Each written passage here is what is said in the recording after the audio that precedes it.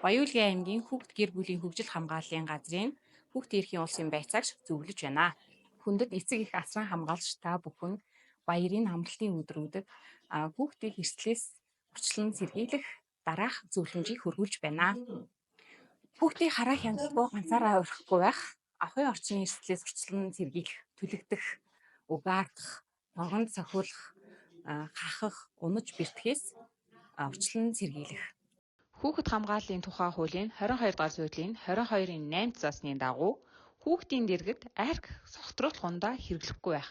Хэрвээ арх согтруулах ундаа хэрэглэвэл хүүхэд амьдарч буй байр орчинд нэвтрэхгүй байхыг зөвлөж байна. Баярын үеэр хоол хүнсээ зөв тохируулж хүүхэд хоол хүнснээс хордох эрсдлээс урьдчилан сэргийлээрэй. Өдөө орон нутагт зорчихдоо цагаан агарын байдлыг харуулзах, тээврийн хэрэгслийн аюулгүй байдлыг хангах, мөн согтруулахундаа хэрэглэсэн үедээ жолоо барихгүй байх. Хүүхдэд ааруулахгүй цагаан агарын байдал тохируулна, дулаахан хувцас суслах.